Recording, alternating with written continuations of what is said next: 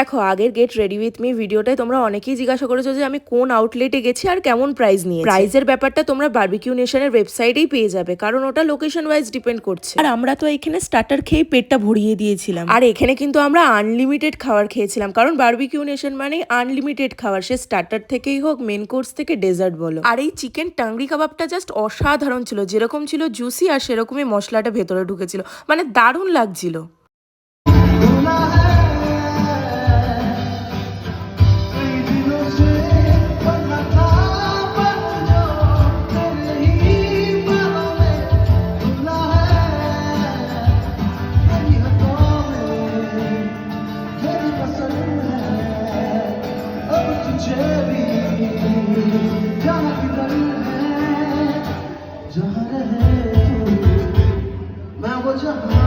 এইখানে সব salad item, corn আছে, কিন্তু এখানে এত খাবার খেয়ে উঠতে পারছি না।